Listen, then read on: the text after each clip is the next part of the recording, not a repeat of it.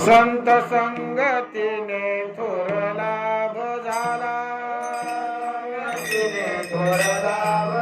संत संगतीने थोर लाभ झाला,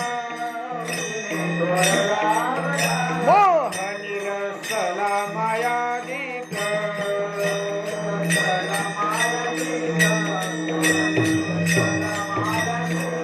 घातिले बाहेरी काम क्रोध वैरी, घातिले बाहेरी काम क्रोध वैरी, वैसलांतरी पांडुरंग,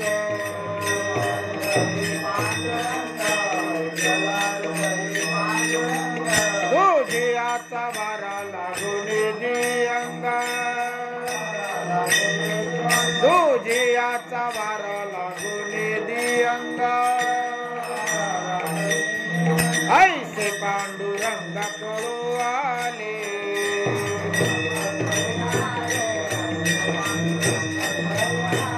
घातिले बाहेरी काम क्रोध वैरी, घातिले बाहेरी काम क्रोध वैरी,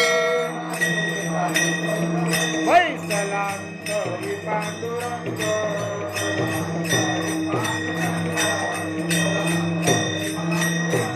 संतांनी सरता केला सेना न्हावी, संतांनी सरता केला सेना न्हावी, ब्रह्मादिका पाहिना तुडे जो,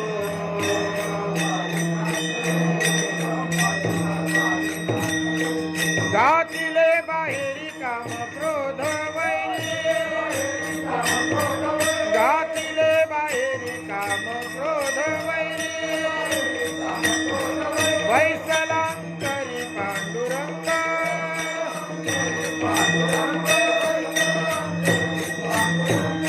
हो बारकुमाई, जय जय जय हो बारकुमाई, विठो बारकुमाई, विठो बारकुमाई, हो बारकुमाई, हो बारकुमाई, हो बारकुमाई, जय जय हो बारकुमाई, जय जय हो बारकुमाई, जय जय हो बारकुमाई, जय जय हो बारकुमाई,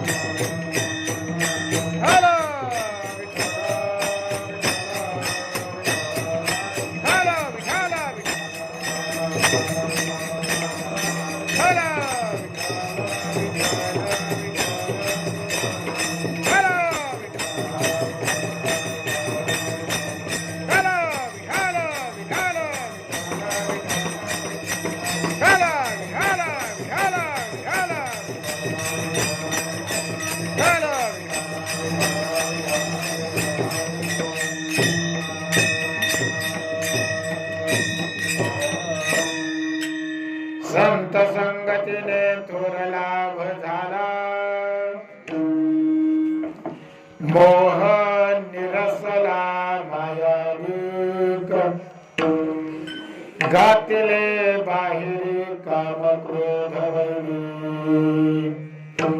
बैसलांतरी पांडुरंग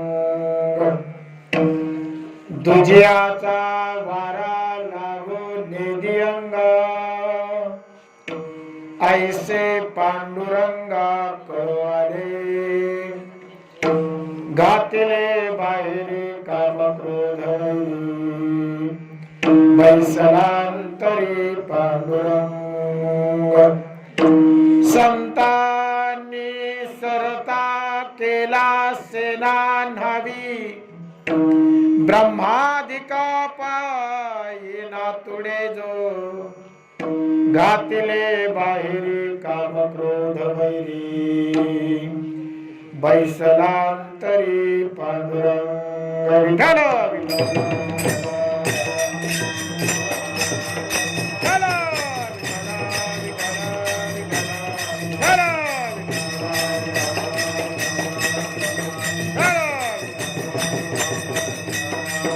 महायोग पीठे तटे भीमरथ्या वरं पुंडलिकाय दतुन्मुनीन्द्र समागत्य तिष्ठन्तमानन्दकन्दं परब्रह्मलिङ्गं भजे पाण्डुरङ्ग पाण्डुरङ्ग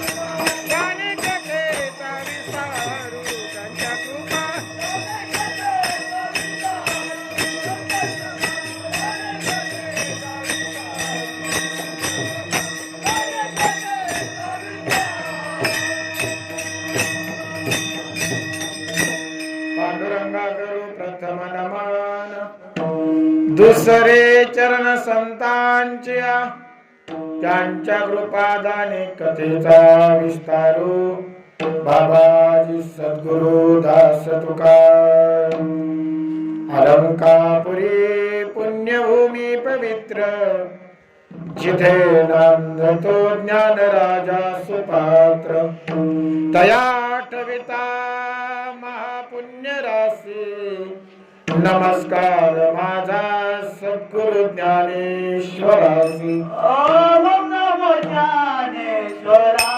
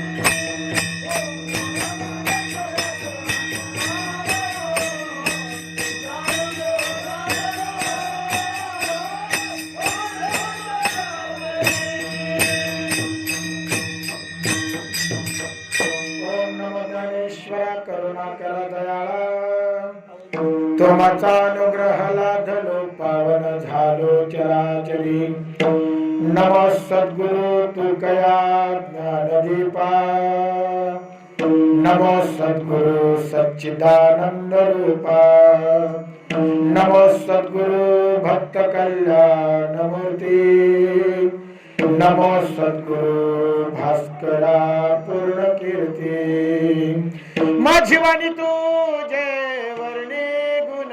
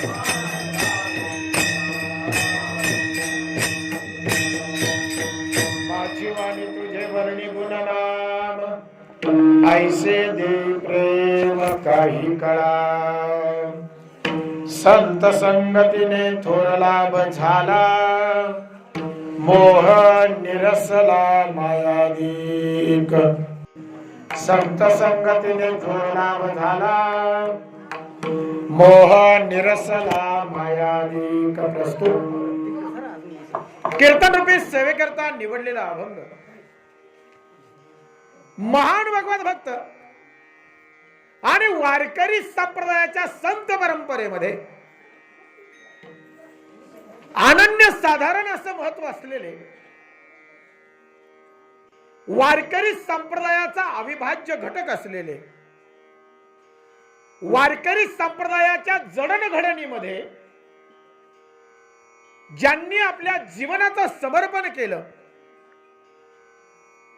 ते संत श्रेष्ठ संत शिरोमणी श्रीमंत श्री सेना महाराज यांचा 4 चरणांचा संतांच्या संगतीचं महत्व सांगणारा अभंग सप्ताहाच्या दुसऱ्या दिवसाच्या कीर्तन सेवेच्या निमित्तानं उपस्थित असलेल्या तुम्हा सर्व सज्जनांच्या सेवेकरिता माझ्या पांडुरंगाच्या सेवेकरिता भीमाशंकर भगवंतांच्या सेवेकरिता आणि सकल संतांच्या सेवेकरिता निवडलेला आहे विठ्ठल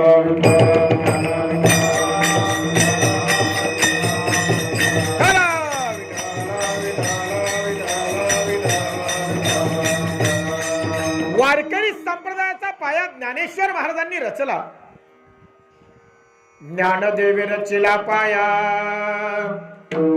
उभारिले देवालया ज्ञानेश्वर महाराजांनी वारकरी संप्रदायाचा पाया रचला पाया रचणारे ज्ञानेश्वर महाराज आहेत वारकरी संप्रदाय उभा राहिला तोच ज्ञानावर उभा राहिला वारकरी संप्रदायाचं मूळच ज्ञान आहे पाया ज्ञान आहे ज्ञानेश्वर महाराज वारकरी संप्रदायाचा पाया आहे कोण ज्ञानेश्वर महाराज महाविष्णूचा अवतार महाविष्णूचा अवतार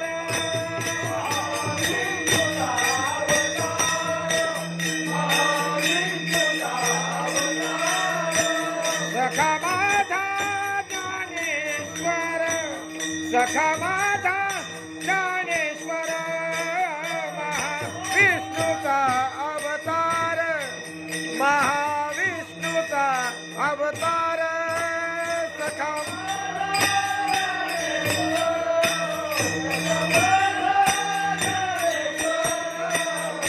महाविष्णूचा अवतार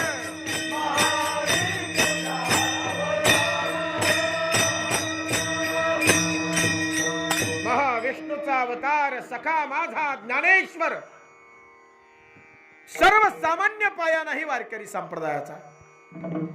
पाया ज्ञानेश्वर महाराज आहेत. महाविष्णूचा अवतार सखा माझा ज्ञानेश्वर, ज्ञानियांचा राजा. गुरु महाराज म्हणती ज्ञानदेव तुम्हाईसे, कैवल्याचा पुतळा प्रगटला भूतळा. चैतन्याचा जिव्हाळा ज्ञानोबा माझा. ते ज्ञानेश्वर महाराज चालवेली जड भिंती, हरली चांगयाची भ्रांती. मोक्ष मार्गी जाता म्हणते ज्ञानोबा माझा. बाजीले मांडे ज्ञानदेवी पृष्टी, योगियांची सृष्टी अलौकिक. ते ज्ञानेश्वर महाराज.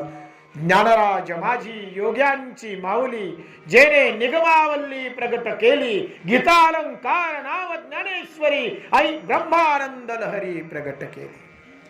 ते ज्ञानेश्वर महाराज वारकरी संप्रदायाचा पाया आहे.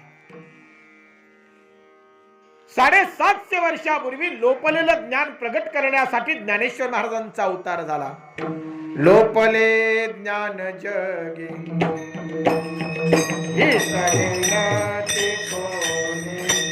अवतार पांडुरंगा.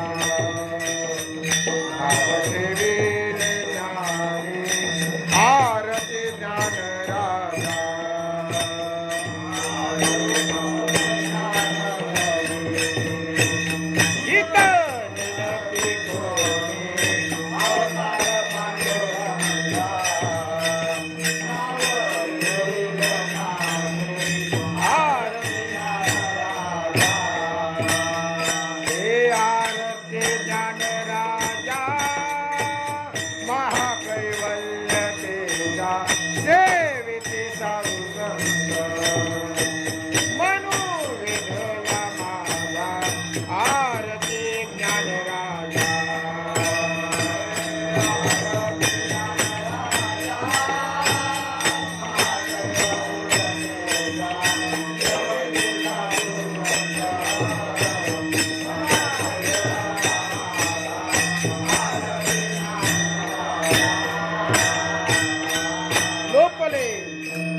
लोपले ज्ञान जगी हित नेनती कोणी. अवतार पांडुरंगा नाव ठेविले ज्ञानी. अवतार पांडुरंगा, प्रत्यक्ष पांडुरंगाचा अवतार ज्ञानेश्वर महाराजांच्या रूपानं या मृत्यू लोकावर प्रगटला, अवतरला. नाव ठेविले ज्ञानी. कशा करता अवतरला? लोपले ज्ञान जगी हित नेनती कोणी. लोपलेलं ज्ञान प्रगट करण्यासाठी प्रगट गुह्य बोले विश्व ब्रह्मची केले. प्रगट गुह्य बोले, गुह्य जे प्रगट करण्यासाठी ज्ञानेश्वर महाराज आले. सर्वसामान्य अधिकार नाही महाराज. वारकरी संप्रदाय ज्या पायावर उभा राहिला ते ज्ञानेश्वर महाराज आहेत. या वारकरी संप्रदायाचा विस्तार नामदेव महाराज आहेत. नामातयाचा किंकर जेने केला हा विस्तार. नामदेव महाराज वारकरी संप्रदायाचा विस्तार आहे. आणि वारकरी संप्रदायाचे पहिले कीर्तनकार जर कोण असतील तर ते नामदेव महाराज आहेत. नामदेव कीर्तन करी पुढे देव नाचे पांडुरंग. जनी म्हणे ज्ञानदेवा बोला भंग. नाचता नाचता देवाचा गळला पितांबर. सावध होई देवा ऐसे बोले कबीर. काय महाराज नामदेव रायांचं कीर्तन आहे. वारकरी संप्रदायाचे पहिले कीर्तनकार नामदेव महाराज, ज्यांच्या कीर्तनामध्ये प्रत्यक्ष पांडुरंगाने स्वतःच्या गळ्यामध्ये टाळ घ्यावा आणि कीर्तनामध्ये ताटीला उभं राहावं. नामदेवरायांच्या कीर्तनात, नामदेवरायांच्या कीर्तनात मंदिरं फिरली महाराज. औंढा नागनाथाचं जे मंदिर आहे ना, ते औंढा नागनाथाचं मंदिर ज्यांच्या कीर्तनात फिरलं ते कीर्तन नामदेव महाराजांचं होतं. फिरविले देऊळ जगा माझी ख्याती, नामदेवा हाती दूध प्याला. नामदेवा हाती दूध प्याला.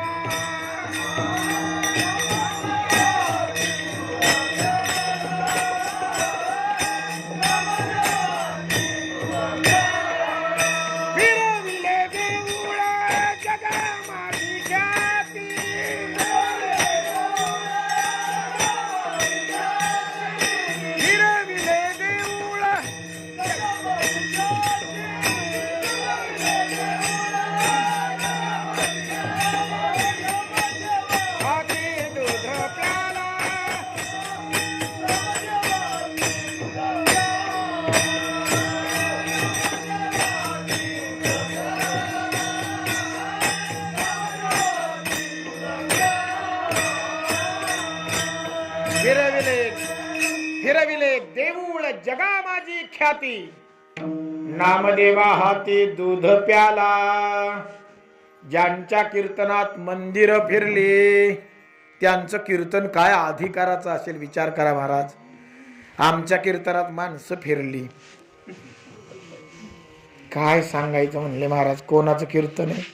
कोणतरी आहे म्हणाले ते गे महाराज, कोणतरी आहेत आले होते माग, कधीतरी एकदा ऐकलंय त्यांचं. काय जायला गेलंच पाहिजे असं काही नाही. आमच्या कीर्तनामध्ये माणसं फिरली महाराज. नामदेवरायांच्या कीर्तनात मंदिरं फिरायची. हा नामदेवरायांच्या कीर्तनाचा अधिकार आहे. आणि असे नामदेवराया वारकरी संप्रदायाचा विस्तार आहे. पंजाब पर्यंत नव्हे, पंजाबच्याही पलीकडे गुमानपर्यंत वारकरी संप्रदायाची पताका नेऊन ज्यांनी फडकविली ते नामदेवराया. शिखांच्या धर्मग्रंथामध्ये गुरु ग्रंथ साहेब मध्ये नामदेवरायांची 64 पद समाविष्ट आहेत बर का. आम्ही तरी नामदेव महाराज म्हणतो, पण शीख धर्मीय नामदेव महाराज म्हणत नाही, ते भगवान नामदेवजी म्हणतात. आम्ही नामदेव महाराजांना संतांचा दर्जा दिला, पण शीख धर्मीयांनी परधर्मीयांनी नामदेवरायांना भगवंताचा दर्जा दिला. हे नामदेवरायांचा अधिकार आहे. विठ्ठल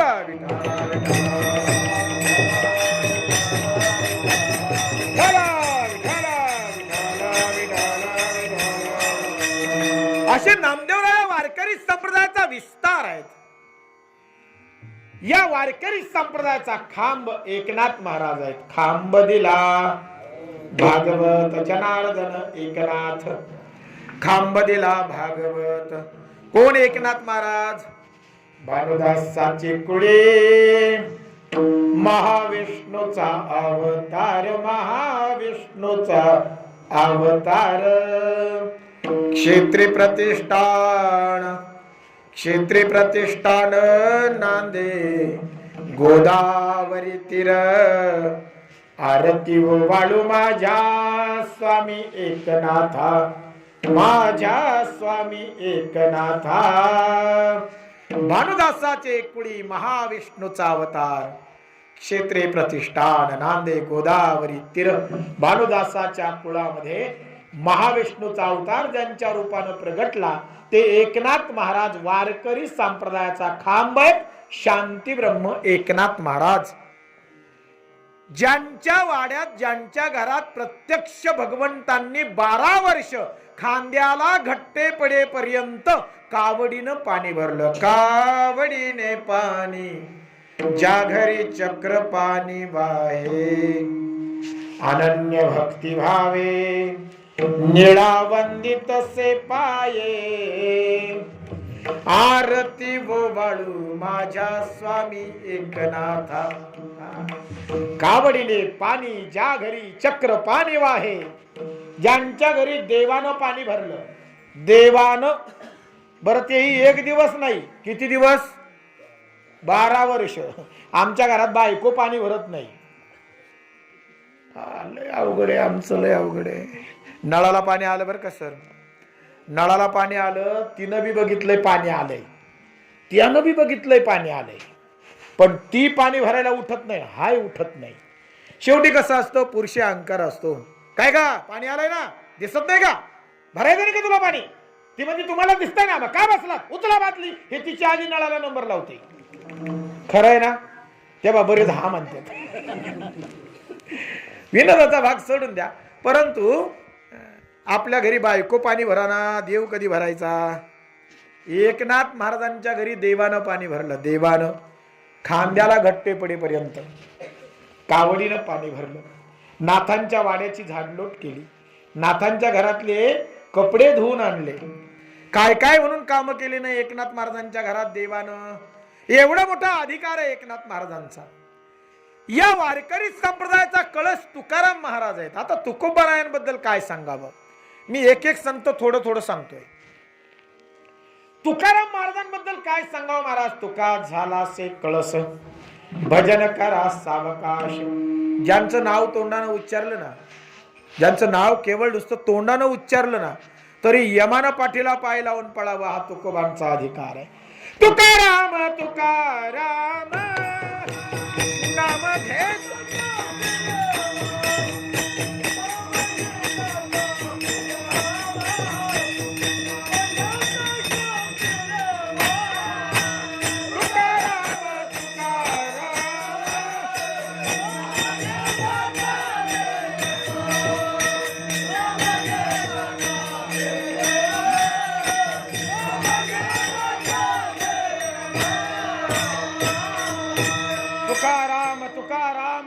घेता कापे यम.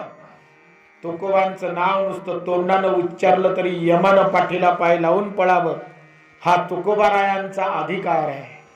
सर्वसामान्य नाहीत तुकोबा. तुकिता तुलनेशी ब्रह्म तुके तुकासी आले, मनोनी रामेश्वरी चरणी मस्तक ठेविले. तेच रामेश्वर शास्त्री म्हणतायत, म्हणे रामेश्वर भट्ट द्विजा तुका विष्णू नाही तुझा. रामेश्वर शास्त्र्यांनी तुकोबांचा अधिकार सांगितला. तुकाराम महाराज हे दुसरे तिसरे कुणीच नाहीत, ते प्रत्यक्ष विष्णू आहेत.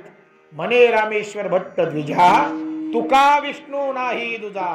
तुकाराम महाराज हे प्रत्यक्ष विष्णू आहेत, हे रामेश्वर शास्त्री सांगतायत. ज्या रामेश्वर शास्त्र्यांनी उभं आयुष्य तुकोबांना अपमानित केलं, शिव्या दिल्या, मारलं, झोडलं, ज्या रामेश्वर शास्त्र्यांनी तुकोबांना पदोपदी अपमानित केलं, ज्या रामेश्वर शास्त्र्यांनी तुकोबांना त्यांच्या अभंगांच्या वह्या इंद्राणीच्या डोहामध्ये बुडवण्याचा आदेश दिला, ते रामेश्वर शास्त्री तुकोबांचा अधिकार सांगतात. हे लक्षात ठेवा. सर्वसामान्य नाही, ज्यांचे अभंग पाण्यावर तरतात. साधा एखादा कागद तुम्ही पाण्यात टाकला ना, कागद, तर 2 तासात लगदा तयार होतो. खरं की नाही? आत्ता जरी तुम्ही कागद नेऊन पाण्यात टाकला तर 2 तासात त्याचा काय तयार होईल? लगदा. आणि मला वाटतं आत्ताच्या कागदाची क्वालिटी आणि तुकाराम महाराजांच्या काळात असणाऱ्या कागदाची क्वालिटी फरक असेल की नाही? नक्कीच. आत्ताचा कागद नक्कीच चांगला आहे. त्या काळामध्ये कागद तरी कसा असेल, पण तरी 13 दिवस तुकाराम महाराजांच्या अभंगांच्या वह्या इंद्रायणी मातेनं सुरक्षित आपल्या उदरी रक्षण केल्या. 13 दिवसानंतर तुकोबांचा अभंगांचा गाथा पाण्यावर जशाचा तसा तरला. जळी दगडा सहित वह्या तारियल्या जैश्या लाह्या, पाण्यावर लाह्या तराव्यात तसा तुकोबांचा गाथा पाण्यावर तरंगला. 13 दिवसानंतर कोरडा जसाच्या तसा तुकोबांना तो परत मिळाला. खरं आहे ना? मग मला सांगा, ज्यांचे अभंग पाण्यावर तरतात, 13 दिवसानंतर ज्यांचे अभंग पाण्यावर तरतात, ते अभंग जो वाचतो आणि जो अनुकरणात आणतो तो तरणार नाही का महाराज? तरलाच पाहिजे, कारण तुकोबांचा अभंग आहे. विठाला विठाला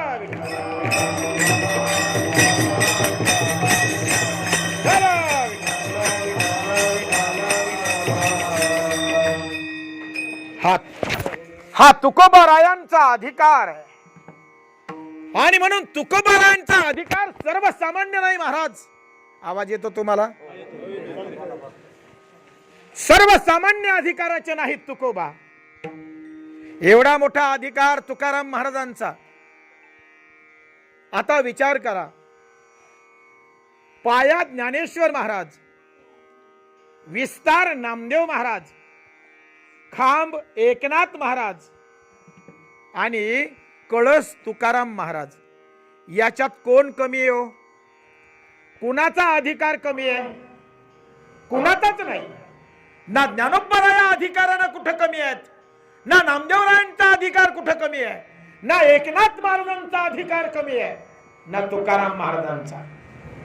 ज्ञानेश्वर महाराज, नामदेव महाराज, एकनाथ महाराज, तुकाराम महाराज हे वारकरी संप्रदायाचे आहेतच, त्याच्यात शंकाच नाही. ज्ञानोबा पाया आहेतच, वादच नाही. नामदेवराया विस्तार आहेत, शंकाच नाही. एकनाथ महाराज खांब आहेत, कुणालाही आक्षेप नाही. आणि निर्विवाद तुकाराम महाराज वारकरी संप्रदायाचा कळस आहेत. पण एक सांगू का महाराज, वारकरी संप्रदाय उभा करण्यासाठी केवळ तुकाराम महाराज, केवळ एकनाथ महाराज, केवळ नामदेव महाराज आणि केवळ ज्ञानेश्वर महाराज याच संतांनी समर्पण केलं असं अजिबात नाही. वारकरी संप्रदाय उभा करण्यासाठी या वारकरी संप्रदायामध्ये अनेक छोटे मोठे संत झाले. ज्या संतांनी आपल्या जीवनाचं समर्पण केलं, आपलं जीवन समर्पित केलं, हा वारकरी संप्रदाय वाढावा, मोठा व्हावा, या वारकरी संप्रदायाचा प्रचार प्रसार व्हावा, याच्यासाठी कितीतरी संतांनी आपल्या जीवनामध्ये आत्यंतिक त्याग केला.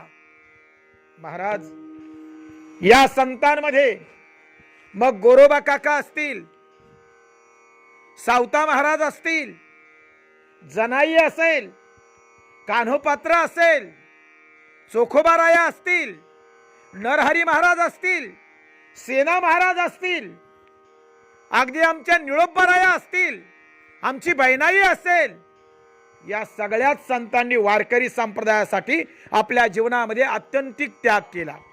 म्हणून एक लक्षात घ्या, केवळ पाया, केवळ पाया, केवळ विस्तार, केवळ खांब बर का, किंवा केवळ कळस, या गोष्टी जरी मंदिराला महत्वाच्या असल्या, सगळ्यांनी बारकाईने कीर्तन ऐका, लवकर संपूया आपण वेळेत. पाया महत्वाचा आहे, मान्य आहे, पण मंदिर उभं राहायला केवळ पाया, मंदिर उभं राहायला केवळ विस्तार, मंदिर उभं राहायला केवळ खांब, किंवा मंदिर उभं राहायला केवळ कळस, एवढ्याच गोष्टी गरजेच्या आहेत का? मंदिर उभं करण्यासाठी अजूनही काही गोष्टींची आवश्यकता आहे. आणि त्या गोष्टी म्हणजे काय माहितीये का? मंदिराला उभं करण्यासाठी जसा खांब महत्वाचा आहे, पाया महत्वाचा आहे, कळस महत्वाचा आहे, तसं छोट्या छोट्या विटांनी स्वतःला माती चिखलात गाडून घेतलंय. त्या छोट्या छोट्या विटा आम्हाला डोळ्यांनी दिसत जरी नसल्या तरी भिंतीमध्ये त्या विटांनी स्वतःला गाडून घेतलंय की नाही? त्यांना वरून प्लॅस्टर केले म्हणून आम्हाला दिसत नाही, पण एकावर एक विटा रचल्यात म्हणून मंदिर उभं राहिलंय. हे आम्हाला विसरून चालणार नाही, बरोबर आहे? त्या विटांचं समर्पण विसरून चालेल? नाही चालणार. अरे त्या विटांनी स्वतःला गाडून घेतलंय, त्या अदृश्य झाल्या त्या भिंतीमध्ये, त्यांनी स्वतःला गाडून घेतलं म्हणून मंदिर उभं राहिलं. तसं एक सांगू, ज्ञानोबांचा अधिकार मोठा आहेच महाराज, नामदेवरायांचा अधिकार मोठा आहेच, नाथांचा तुकोबारायांचा अधिकार मोठा आहेच, पण तुम्हाला सांगू, गोरोबा काका असतील, सावतोबा असतील, आमची जनाई असेल, आमचे नरहरी महाराज असतील, सेना महाराज असतील, आमचे रोहिदास असतील, या सगळ्या संतांचा अधिकार सुद्धा तितक्याच तोला मोलाचा आहे. अरे जितक्या तोला मोलाचे ज्ञानेश्वर महाराज आहेत ना, तितक्याच तोला मोलाचे चोखोबाई आहेत आणि सेना महाराज आहेत. विठाला विठाला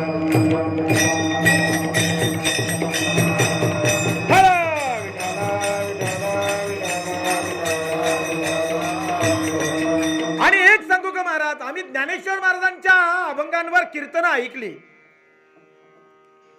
आम्ही नामदेव महाराजांच्या अभंगांवर कीर्तन ऐकली ना आतापर्यंत. आम्ही एकनाथ महाराजांच्या अभंगांवर सुद्धा कीर्तन ऐकली, तुकोबांच्या अभंगांवर तर रोजच कीर्तन ऐकतो. खरंय ना?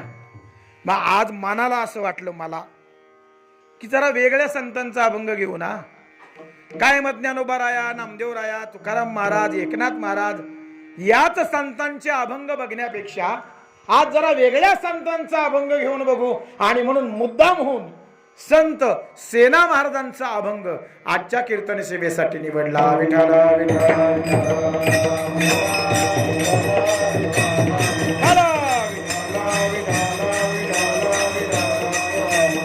वारकरी संप्रदायामध्ये सर्व जाती धर्माचे संत झाले,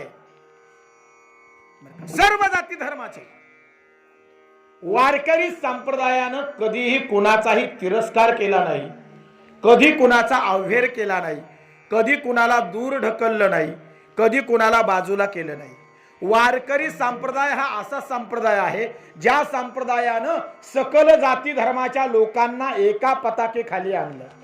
यारे यारे लहान थोर याती भलती नारी नार,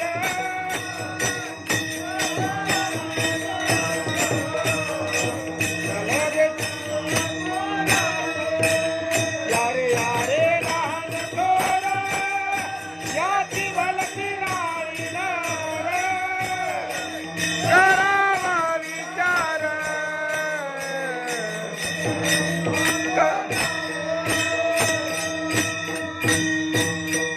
यारे यारे लहान थोर याती भलती नारी नर. सगळ्यांना बोलावलं वारकरी संप्रदायाने, सकळांशी येथे आहे अधिकार, सगळ्यांना अधिकार आहे, सगळ्यांना. म्हणून वारकरी संप्रदायामध्ये बघा, सगळ्यांचा अधिकार सारखा आहे, सारख्या अधिकाराचे आहेत. कधीही कुणालाही उच्च नीचतेचा भेदभाव, जातीपातीचा भेद, धर्माधर्माचा भेद वारकरी संप्रदायाला मान्य. आणि जर वारकरी संप्रदायात जातीचा विचार केला जात असेल तर मला वाटतं तो वारकरी संप्रदायाचा नाही. विठ्ठल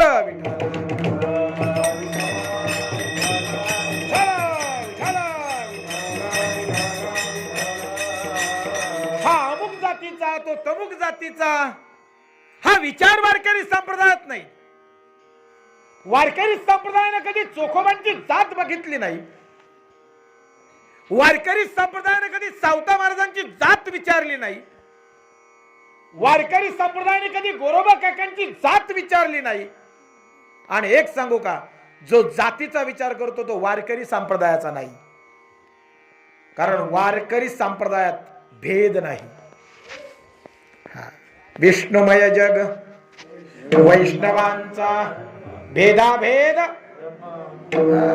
भेद नाही भेद. कुळ जाती वर्ण हे अवघेची अप्रमाण. कुळ जातीचा विचार वारकरी संप्रदायामध्ये नाही. तुम्हाला सांगू, सगळ्याच संतांचा अधिकार मोठा आहे, सगळ्याच. पांडुरंगाचं दर्शन घ्यायला गेलेला पंढरपूरला गेलेला वारकरी पांडुरंगाच्या मंदिरात प्रवेश करण्याच्या आधी कुणाच्या समाधीचं दर्शन घेतो माहितीये का? चोखोबांच्या. पांडुरंगाच्या दारात चोखा महाराजांची समाधी आहे, बरोबर आहे? चोखोबारायांची कुठे आहे? दारात आहे.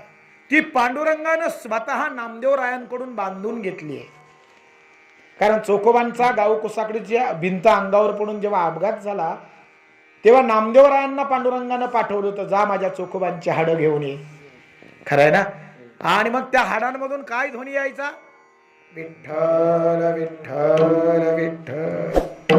चोखोबांची निर्जीव हाडं विठ्ठल बोलत होती. विठ्ठल साधा अधिकार महाराज. अरे इथं जिवंत हाडं विठ्ठल बोलत नाही, जिवंत. आमच्या समोर जिवंत हाडं बसलेली असतात, जिवंत. पण विठ्ठल म्हणा असं म्हणून सुद्धा माणसं विठ्ठल म्हणायला तयार होत नाहीत. आमच्या चोखोबांची निर्जीव हाडं विठ्ठल म्हणत होती. अधिकार सर्वसामान्य आहे. नामदेवरायांनी ती हाडं कानाला लावावीत, ज्या हाडांमधून विठ्ठल ध्वनी ऐकायला यावा ती हाडं नामदेवरायांनी गोळा करून आणावीत. आणि पांडुरंगांच्या आज्ञेनुसार पांडुरंगाच्या मंदिराच्या समोर चोखोबांची समाधी बांधावी. पांडुरंगाचं दर्शन करण्याच्या आधी पहिलं दर्शन कुणाचं घ्यावं? चोखोबांचं घ्यावं. चोखोबा, चोख या शब्दाचा अर्थच शुद्ध आहे. चोख शब्दाचा अर्थ काय? शुद्ध, शुद्ध. चोखोबांचं दर्शन घ्यायचं, मनानं शुद्ध व्हायचं आणि मग पांडुरंगाच्या दर्शनाला जायचं. अरे चोखोबांचं दर्शन घेताना जर तुमच्या मनामध्ये चोखोबांची जात आली तर पांडुरंगाचं दर्शन घेण्याच्या तुम्ही योग्यतेचे नाही. विठ्ठल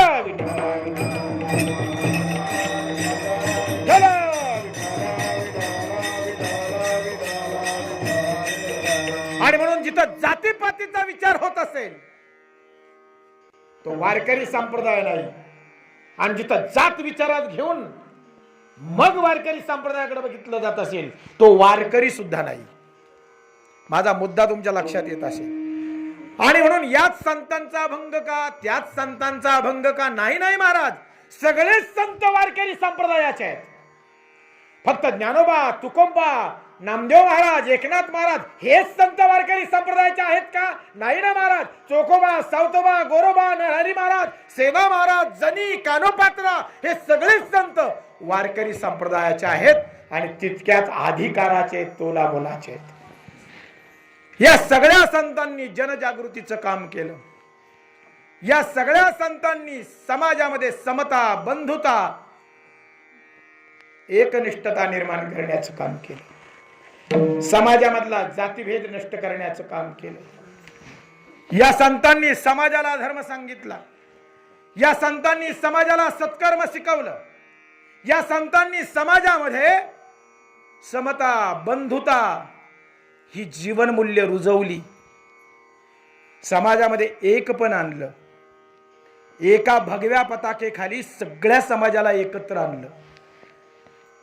आणि म्हणून वारकरी संप्रदाय हा जगातला सर्वश्रेष्ठ संप्रदाय आहे, जिथं भेद नाही, जिथं भेद केला गेला नाही.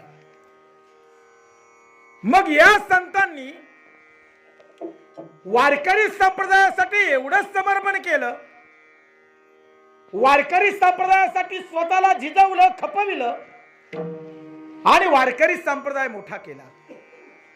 या सर्व संतांचं कार्य तितकंच महान आहे. आणि म्हणून कमी अधिकपणा वारकरी संप्रदायात नाही. हे संत कमी दर्जाचे, ते संत वरच्या दर्जाचे, खालीवरचा दर्जा वारकरी संप्रदायात नाही बरं का. तुकोबा मोठे चोखोबा लहान असं अजिबात नाही. लक्षात घ्या. तुकोबा मोठे सावतोबा लहान नाही. नाही, सगळे एकाच अधिकाराचे आहेत, सगळे एकाच पांडुरंगाचे भक्त आहेत. आणि म्हणून अशा संतांपैकी सेना महाराजांचा अभंग आजच्या कीर्तन सेवेसाठी घेतला. या अभंगामधून सेना महाराज तुम्हा आम्हाला संतांची संगती करण्याचा आग्रह करतात आणि संतांची संगती केल्यानंतर तुम्हा आम्हाला संत संगतीमुळे जे काही फायदे होतात त्या फायद्यांचं वर्णन या अभंगाच्या द्वारे सेना महाराज करतात. थोडस वेळ द्या मला. सेना महाराजांनी संतांबद्दल बोलावं. नेमकं आता सेना महाराज संतांची संगती करायला सांगतात. तुम्ही आम्ही सर्वजण कलियुगामध्ये जन्माला आलो आणि कलियुगामध्ये जन्माला आल्यानंतर तुम्हा आम्हाला उद्धरण्याचं साधन सांगितलं. एक लक्षात घ्या, तुम्ही आम्ही सर्वजण जे जन्माला आलोय ना, ते कशासाठी जन्माला आलोय याचं उत्तर आधी शोधा. आम्ही घर कमवायला जन्माला आलो, पैसा कमवायला जन्माला आलो, जमिनी कमवायला जन्माला आलो, गाड्या घ्यायला जन्माला आलो, बँकेतला बॅलन्स वाढवायला जन्माला आलो, दातीगोती कमवायला जन्माला आलो. नेमकं आम्ही जन्म का घेतला किंवा परमेश्वरानं आम्हाला जन्माला का घातलं या प्रश्नाचं उत्तर आधी शोधा. कशा करता आम्ही जन्माला आलो? घर बांधायला आलो,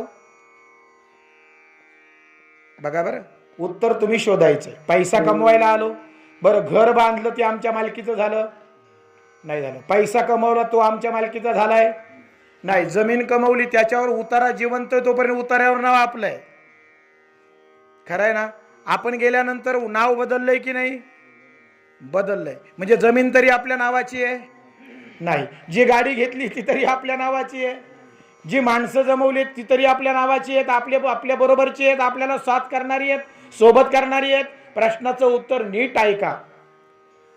संसारामध्ये तुम्ही आम्ही ज्या काही वस्तू कमवल्यात आणि जी काही माणसं जमवली आहेत, संसारामध्ये कमवलेल्या वस्तू आणि जमवलेली माणसं तुम्हा आम्हाला फक्त स्मशानापर्यंतच सोबत करतात. स्मशानाच्या पुढं कुणीही सोबत करत.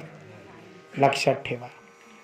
कितीही कमवा स्मशानापर्यंत, कितीही माणसं जमवा स्मशानापर्यंत, त्याच्या पुढं तुमच्या माझ्या सोबत कोणीही येणार नाही. ना पैसा, ना घर, ना जमीन, ना गाडी, ना माणसं, कोणीच नाही, कोणीच. मग हे कमवण्यासाठी तर आमचा जन्म झालेला नाही, नक्कीच नाही. परमेश्वरानं तुम्हा आम्हाला जन्म दिला तो नक्कीच काहीतरी वेगळ्या उद्देशानं दिला. का आम्हाला जन्माला घातलंय त्याचं एक सोपं उत्तर तुम्हाला सांगतो. देवे दिला देह भजना गोमटा.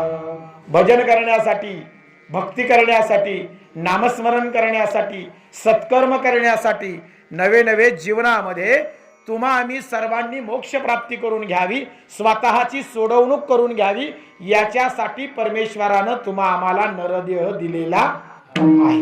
मुद्दा एक, उत्तर संपलं.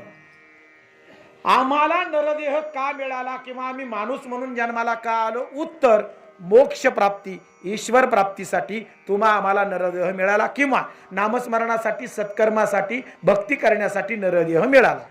मग आम्ही या नरदेहाच्या योगाने भक्ती करतो का? नामस्मरण करतो का? परमार्थ करतो का?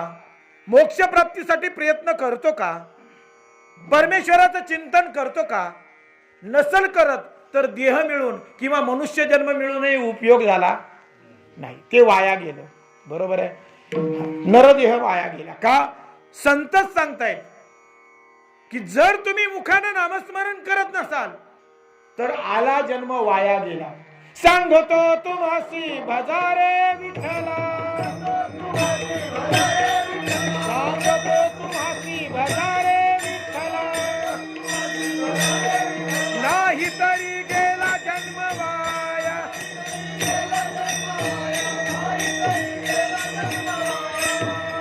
सांगतो तुम्हासी भजारे विठ्ठला, नाही तरी गेला जन्म वाया. मग किती मजली घर बांधान, किती बॅलन्स वाढवान, किती एकर जमीन घ्या, जन्म वाया. हे सगळं वाया आहे, वाया. याच्यातलं आपल्या मालकीचं काहीही नाही. बारकाईनं विचार करा, याच्यातलं आपल्या मालकीचं काहीच नाही. मग मोक्ष प्राप्तीसाठी आलो, सत्कर्मासाठी आलो, चिंतनासाठी आलो, परमार्थासाठी आलो, भक्ती करण्यासाठी आलो.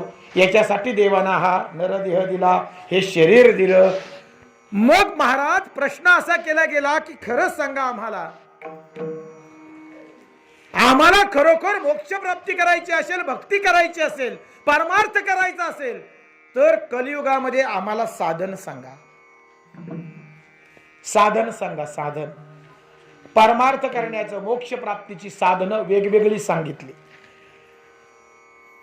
सत्ययुगात साधन वेगळं होतं, त्रेतायुगात वेगळं होतं, द्वापारी युगामध्ये वेगळं होतं आणि कलियुगात वेगळं होतं.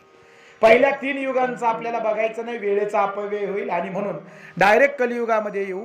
कलियुगामध्ये साधन सांगितलं.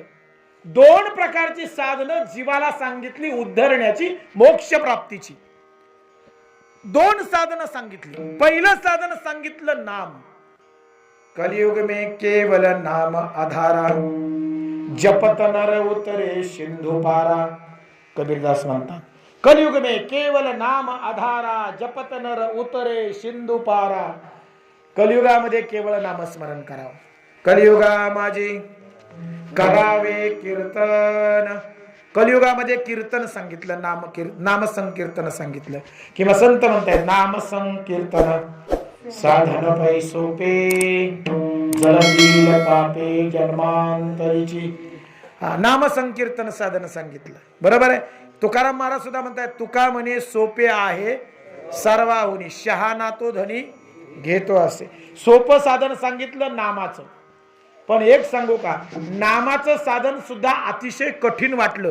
कलियुगामध्ये नामस्मरण करणं सुद्धा कठीण आहे. कठीण आहे की नाही?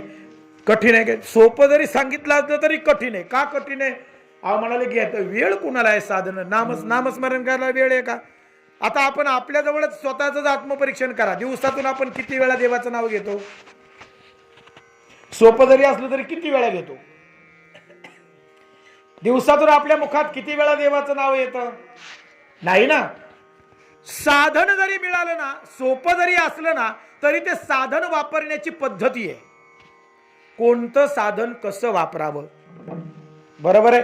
नामसंकीर्तन हे साधन पै सोपे जरी असलं तरी ते साधन कसं वापरावं, नामस्मरण कसं करावं, याला सुद्धा पद्धती आहे. कसंही घेऊन चालणार नाही. भजन करणे ओंगळवाने, नरका जाणे चुकेना. म्हणून ओंगळवानं सुद्धा भजन नकोय. भजन करायचंय ना तर भजनाची सुद्धा पद्धती. आवडीने भावे हरिनाम घेसी, तुझी चिंता त्यासी, किंवा भावे गावे गीत, शुद्ध करून या चित्त. कसं नामस्मरण करायचंय? ठाईच बैसोनी करा एक चित्त, आवडी अनंत आळवावा. नामस्मरण करायला सांगितलंय, पण ते नुसतं तोंडानं घ्यायचं. नामस्मरण या शब्दाचा अर्थ काय कळला का तुम्हाला? मी नाम घ्या असं नाही म्हणत. मी शब्द काय वापरतोय? नामस्मरण करा. शब्द काय? नामस्मरण. नाम स्मरण याच्यात 2 शब्द आहेत. एक नाम आहे आणि दुसरं स्मरण आहे. नाम आणि स्मरण हे 2 शब्द एकत्र आले आणि नामस्मरण शब्द तयार झाला. मी काय सांगतोय? नामस्मरण करा, फक्त नाव घ्या असं मी म्हणत नाही. नामस्मरण म्हणजे काय माहितीये का? तोंडाने नाव आणि ज्याचं नाव घेतोय त्याचं हृदयात स्मरण म्हणजे नामस्मरण. मुद्दा कळलाय? नाहीतर तोंडानं म्हणायचं विठ्ठल विठ्ठल विठ्ठल विठ्ठल, आणि मनात काय चाललंय माहिती का, बाई नसते आले तर बरं झालं असतं. पोराला पाळण्यात झोपून आले, म्हातारं पाळण्याखाली झोपले. बाई म्हातारं बहिर आहे, पोर जर मधीच उठलं आणि जर का त्यानं पाळण्यातून उडी हाणली, म्हाताराला एक तर ऐकाय येत नाही. बाई आता काय करू, बरं आले तर आले, पुढे येऊन बसले, आता उठता येईना, आता काय करू बाया, आता काय करू बाया. आणि तोंडानं काय, विठ्ठल विठ्ठल, तोंडानं विठ्ठल. आणि मनात जर हे चिंतन असेल तर त्याला तुम्ही नामस्मरण म्हणाल का?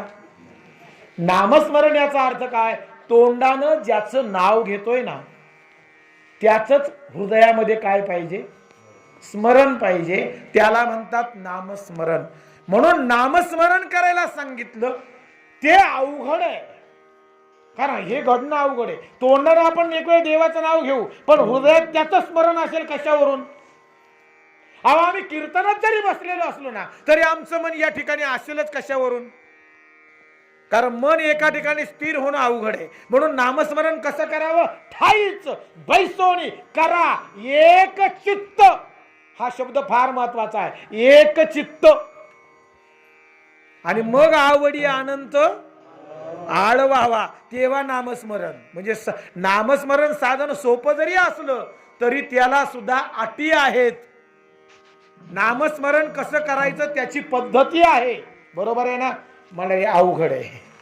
नामस्मरण जरी कलियुगामध्ये साधन सांगितलं असलं तरी ते साधन त्या मानानं तितकं सोपं नाही, अवघड आहे. त्याला एकचित्त होणं गरजेचं आहे, चित्त शुद्ध असणं गरजेचं आहे, नामस्मरण असणं होणं गरजेचं आहे. या सगळ्या गोष्टी, सगळ्या बाबी त्या ठिकाणी आल्या. म्हणाले दुसरं साधन काहीतरी सांगा ना. ते म्हणाले मग नामस्मरण जर अवघड वाटत असेल तर दुसरं साधन आहे संतांची संगती. दुसरं साधन, पहिलं साधन सांगितलं नाम, थोडक्यात चाललोय आपण. आता दुसरं साधन सांगितलं संतांची संगती. पण एक सांगू का, संतांची संगती जरी करायला सांगितलेली असली तरी कलियुगामध्ये बहु अवघड आहे संत भेटी. कलियुगामध्ये संतांची भेट होणं अतिशय अवघड आहे. कुणाला म्हणावं संत? संतांची अनेक प्रमाण आहेत. भक्त ऐसे जाना जे देही उदास, भक्त ऐसे जाना जे देही उदास, गेले आशा पाश निवारो.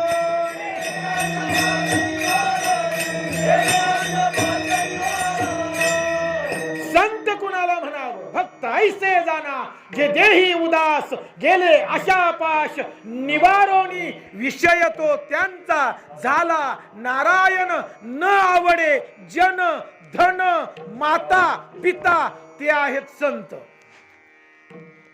अजून सांगू संतांचं लक्षण, देवतेची संत, संततेची देव. किंवा तेची संत, तेची संत, ज्यांचा हेत विठ्ठले, नेनती काही टाणे टोणे, नामस्मरणा वाचोनी, ते संत. हे संतांची लक्षण आहेत. हा, संतांची लक्षण गीतेत सुद्धा सांगितली. संतुष्टम सततम योगी, जे संतुष्ट आहेत, सतत आहेत, सतत संतुष्टम. किंवा सततम कीर्तयंतो मा, किंवा जे सतत माझं कीर्तन करतात. किंवा अनन्य चिंतयंतो मा ये जना पर्युपासते तेषां नित्याभियुक्तानां योगक्षेमं वहाम्यहम. अनन्य भावानं जो मला शरण येतो तो भक्त, तो संत. संतांची व्याख्या मुक्ताईनं ताटीच्या अभंगामध्ये सांगावी.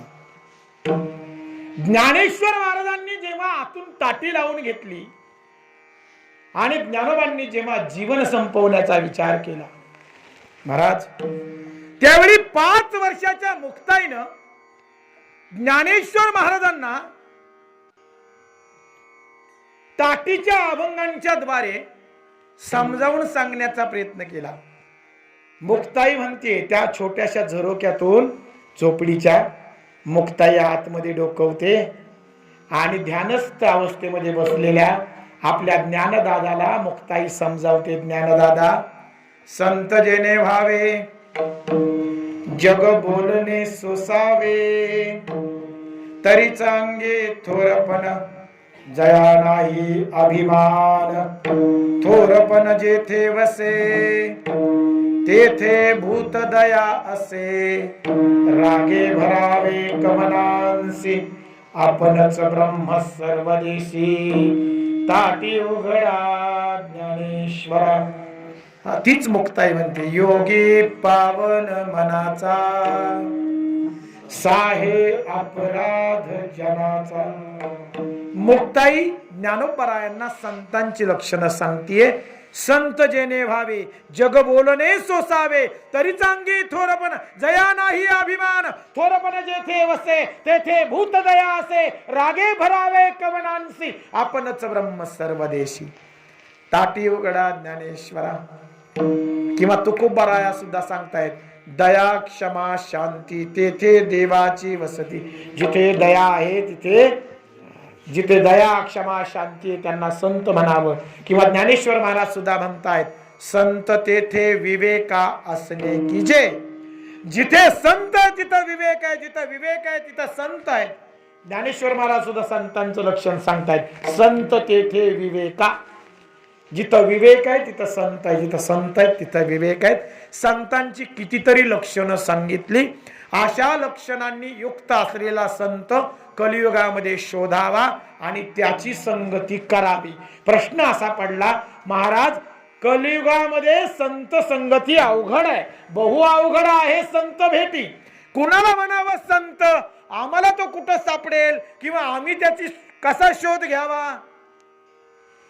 ते म्हणाले अवघडच आहे अवघड आहे खरं परंतु म्हणजे कठीण आहे नक्कीच कठीण आहे परंतु अशक्य नाही कठीण जरूर आहे संत भेटी होणं अवघड जरूर आहे परंतु अशक्य अजिबात नाही शक्य आहे संत नाहीत का कलियुगामध्ये आहेत परत फक्त ऐका दाखवणारे संत पण दाखवणारे जास्त आहेत आणि संत असणारे कमी आहेत आपली गाठ फक्त दाखवणाऱ्यांबरोबर पडते आणि जेव्हा आपण फसवले जातो तेव्हा आपल्याला कळतं कलियुगात संतच नाही तेव्हा आपण म्हणतो आपल्या अनुभवावरून परंतु तसं नाही कलियुगामध्ये सुद्धा संत आहेत तुम्हाला एक सांगू मी कुठेतरी ऐकलं होतं संत कोणाला म्हणावं किंवा संत कसा ओळखावा संत कसा ओळखावा त्याचं एक सोपी परीक्षा मला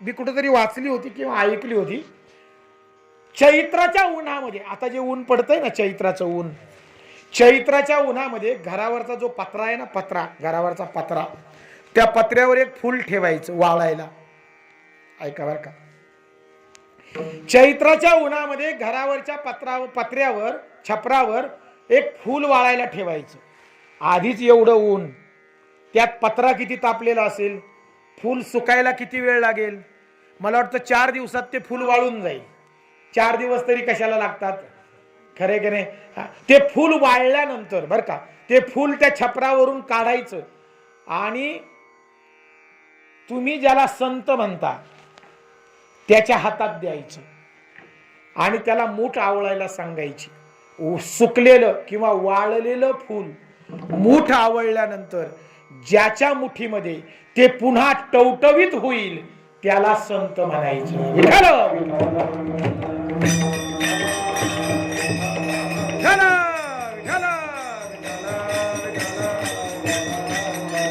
मग आता असा संत आहे का की वाळलेल्या फुलाला पुन्हा टवटवीत करणारा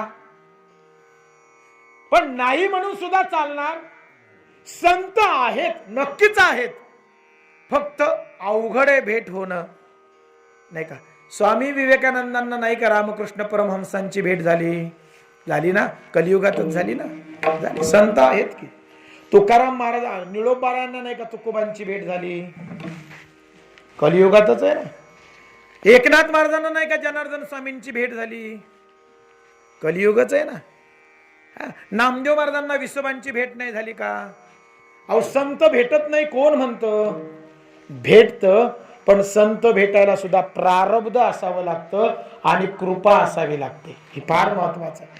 कृपा आणि प्रारब्ध असेल तरच संत भेटी होते. आमच्या नशिबात नसेल, आमच्यावर कृपा नसेल तर संत भेट होणे नाही. ठीक आहे.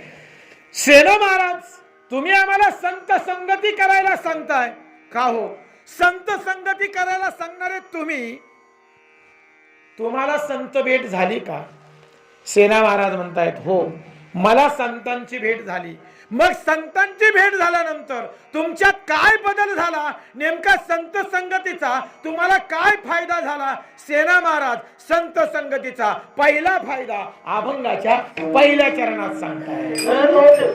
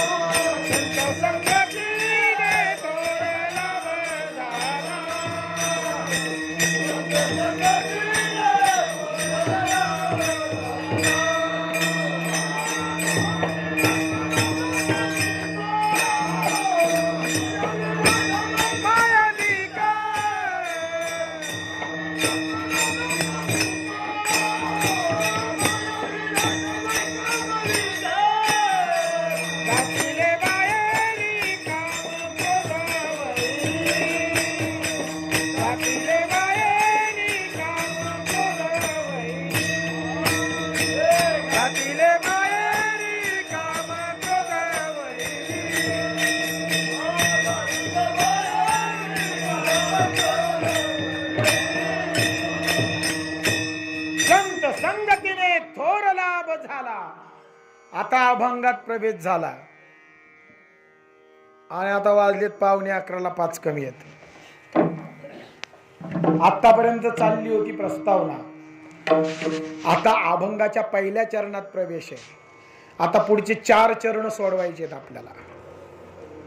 अरे बापरे, नाही काळजी नका करू. संत संगतीने थोर लाभ झाला. सेना महाराज म्हणताय संतांची संगती केली आणि थोर लाभ झाला. कोणता लाभ झाला?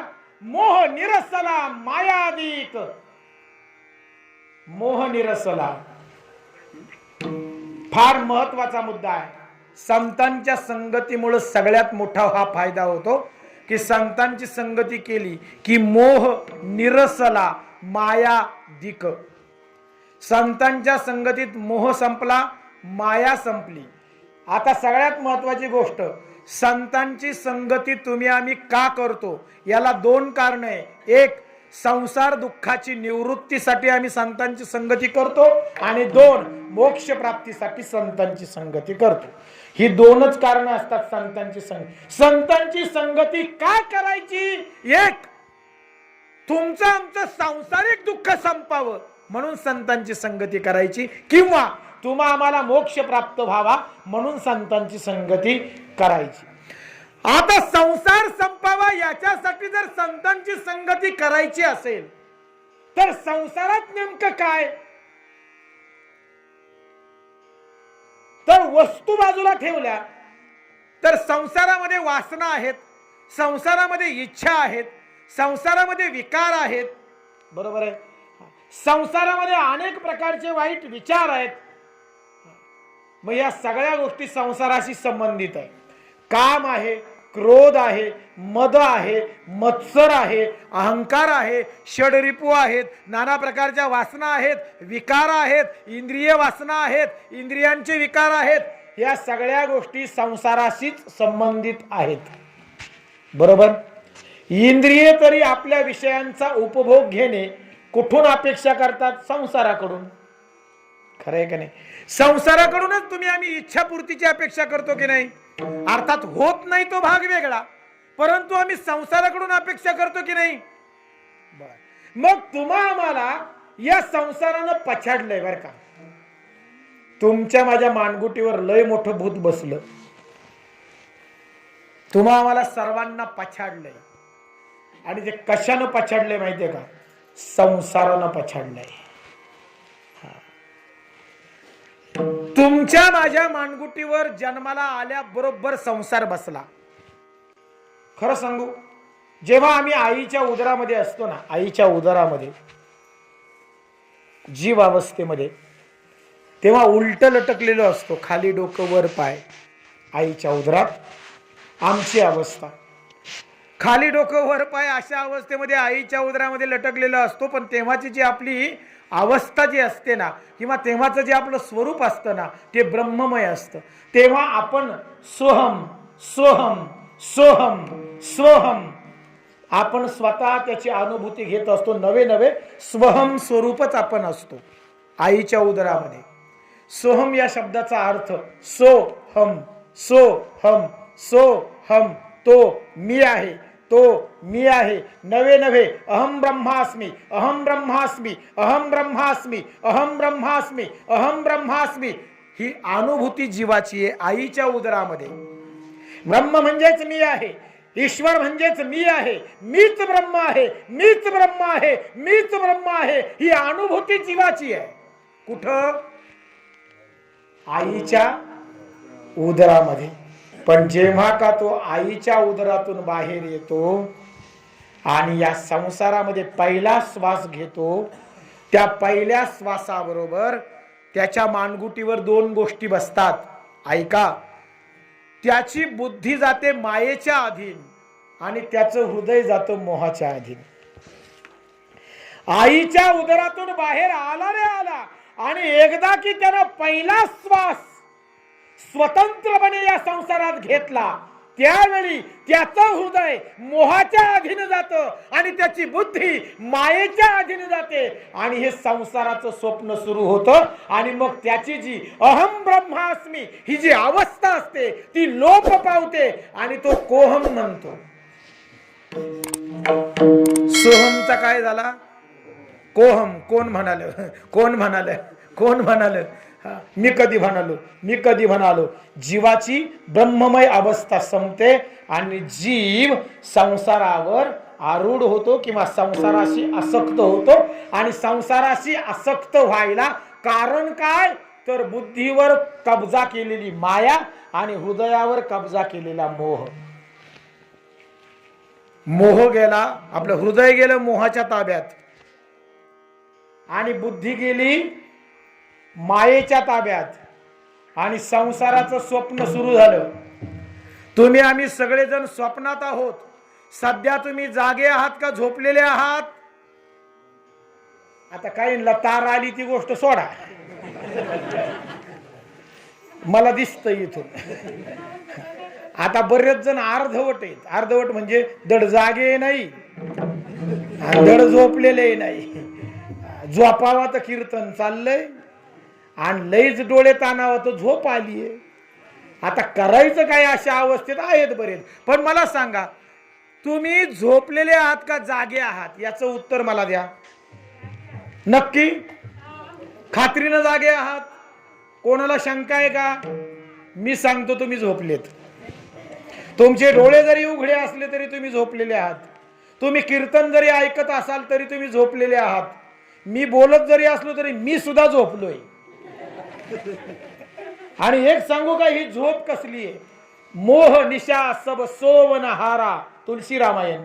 मोह निशा सब सोवन हारा, देख ही स्वप्ने अनेक प्रकारा. मोहानं आपल्या हृदयावर आपल्या बुद्धीवर कब्जा केलाय आणि त्या मोहानं आपण झोपी गेलोय. आणि आपल्याला जुया मोहरूपी झोपेत स्वप्न पडलंय संसाराचं. आणि या स्वप्नात कोण शिक्षक झालाय, कोण मंत्री झालाय, कोण शिपाई झालाय, कोण शेतकरी झालाय.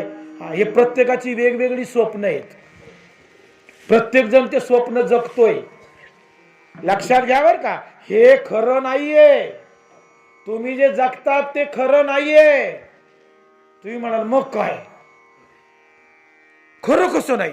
पक्षी उडताना दिसतात, वारा वाहताना जाणवतो, नदी वाहताना दिसतीये, पक्षी उडतायत, झाडाची पानं हलतायत, जीव जन्माला येत आहेत, जीवांचा मृत्यू होतोय, व्यवहार होतोय, विचरण होतोय, सगळं काही हालचाल करताना दिसतंय. तुम्ही म्हणता खोट आहे.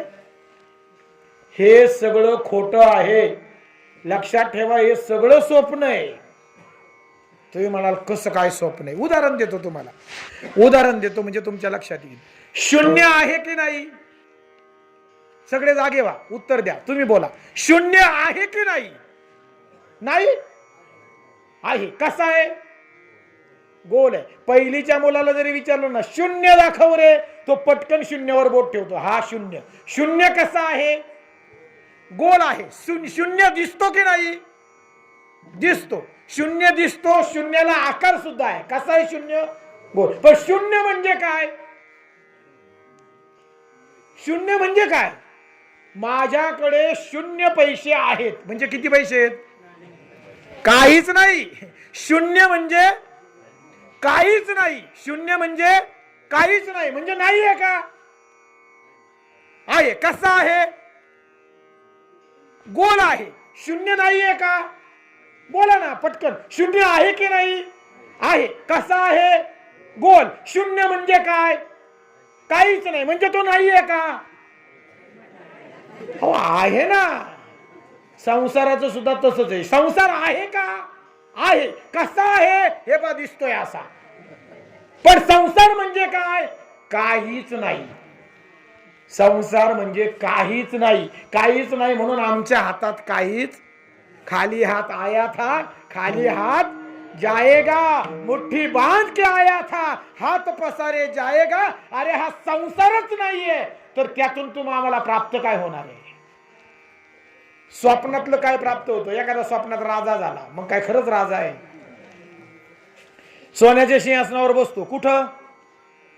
स्वप्नात. आणि झोपलाय कुठं? पोत्यावर. मग पोत्यावर झोपलाय ते खरं का सोन्याच्या सिंहासनावर बसलाय ते खरं?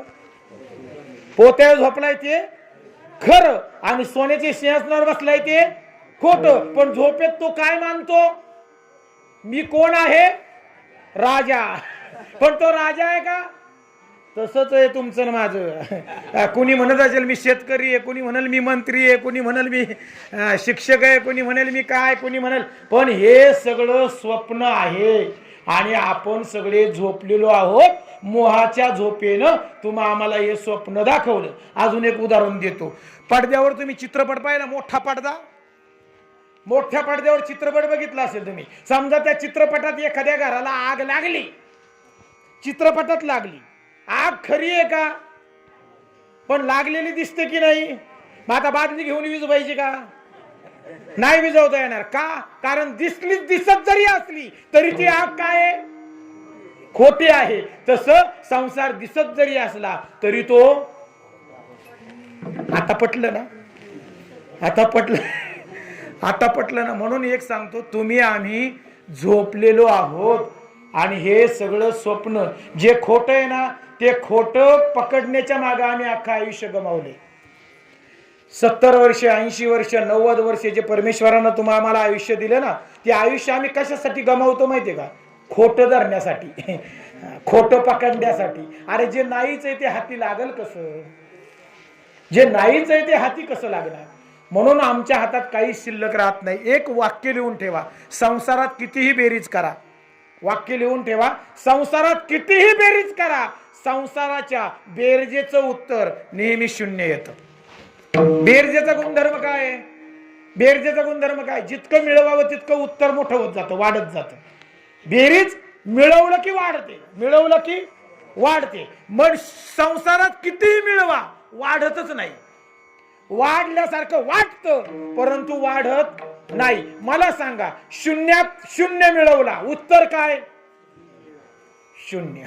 शून्य अधिक शून्य अधिक शून्य, उत्तर शून्य अधिक शून्य अधिक शून्य अधिक शून्य, उत्तर शून्यात शून्य 100 वेळा मिळवला, उत्तर शून्य. संसाराचं तसंच आहे. संसार जर काहीच नाही, तो जर शून्य आहे, तर संसारात किती मिळवलं तरी उत्तर काय राहतं? शून्य. म्हणून अंतकाळी आपल्या हातात काहीच शिल्लक राहत नाही. आपले हात रिकामे असतात, कारण संसारच शून्य आहे, तिथं प्राप्त काहीच होत नाही. आणि हे कशामुळं आम्हाला अस्तित्व जाणवलं संसाराचं, तर ते मोह आणि मायेमुळं जाणवलं. आणि हे संतांच्या लक्षात आलं की हा जीव भ्रमित झाला, हा जीव संसाराच्या मागे धावू लागला, त्याला एकच कारण आहे, हा जीव संसाराला सत्य मानू लागला, त्याला एकच कारण आहे, मोह आणि माया. आणि म्हणून संतांनी मोह आणि माया दूर करण्याचं काम पहिल्यांदा केलं आणि या जीवाला सत्य दाखवण्याचं काम केलं, या जीवाला सत्य सांगण्याचं काम केलं. म्हणून संत संगतीनं पहिला फायदा झाला, मोह निरसला, माया अधिक. निरसणे म्हणजे संपणे. संतांच्या संगतीत गेलात ना की तुमचा मोह संपला, तुमची माया संपली. आणि एकदा मोह मायेपासून सुटका झाली की सत्य समोर येतं. देव का दिसत नाही, परमेश्वराचा साक्षात्कार का होत नाही, त्याचं कारण आहे, परमेश्वराचा साक्षात्कार होत नाही कारण आमच्या बुद्धीवर मायेचा पडदा आहे. दूध दिसत नाही कारण साय आहे, सूर्य दिसत नाही कारण ढग आडवे आले, पाणी दिसत नाही कारण शेवळ आडवं आलं. असू असू पाणी दिसावं याच्यासाठी काय बाजूला झालं पाहिजे, शेवाळ बाजूला झालं पाहिजे. सूर्याचं दर्शन व्हावं याच्यासाठी काय बाजूला गेलं पाहिजे, ढग बाजूला गेले पाहिजेत. दुधाचं दर्शन व्हावं याच्यासाठी काय बाजूला झाली पाहिजे, साय बाजूला झाली पाहिजे. देवाचं दर्शन व्हावं याच्यासाठी काय बाजूला झालं पाहिजे, माया बाजूला झाली पाहिजे. तेव्हा भगवंताचं दर्शन होतं. मायेमुळं भगवत दर्शन हरपलं. एक सांगू, रामायणामध्ये ना जेव्हा प्रभू रामचंद्रजी वनवासाला निघाले, वनवासाला निघाल्यानंतर सगळ्यात पुढे राम होते बर का, मध्यभागी लक्ष्मण होता, माफ करा, मध्यभागी सीता मैया होत्या आणि सगळ्यात मागे लक्ष्मण भैया होते. तिघ जण वनवासाला गेले ना. प्रभू रामचंद्रजी सगळ्यात पुढे, त्यांच्या मागे सीता मैया आणि त्यांच्या मागे लक्ष्मण भैया. आता हे तिघही एकामागे एक चाललेत, तिघही एकामागे एक चाललेत. पण लक्ष्मणाला राम दिसत नव्हते. का दिसत नव्हते माहितीये का, मधी कोण होतं, सीतामाई होत्या. त्या सीतामाईमुळे ना लक्ष्मणाला रामाचं दर्शन व्हायचं नाही.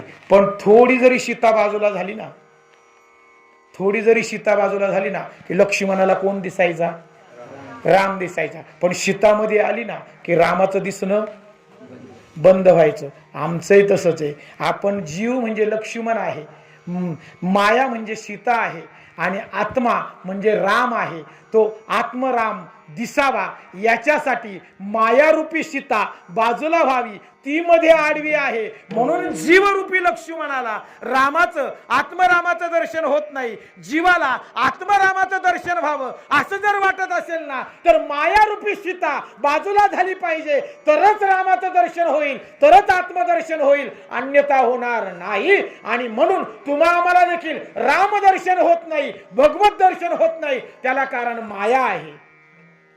हे संतांनी ओळखलं आणि म्हणून जीवाला भगवत दर्शन घडावं याच्यासाठी माया बाजूला होणं गरजेचं आहे. आणि तेच काम संत संगतीत गेल्यावर संतांनी केलं, असं सेना महाराज अभंगाच्या पहिल्या चरणामध्ये सांगतायत की संत संगतीने थोर लाभ झाला, मोह निरसला, माया अधिक. मोह संपला, माया संपली. सेना महाराजांना विचारलं, महाराज फक्त मोह आणि माया या दोनच गोष्टी संपल्या का? सेना महाराज म्हणतात नाही, या दोनच गोष्टी नाही, तर संतांच्या संगतीत गेल्यानंतर त्यांनी माझ्या अंतकरणामध्ये ठाण मांडून बसलेल्या कामक्रोधांना देखील बाहेर घातलं. अभंगाच्या दुसऱ्या चरणामध्ये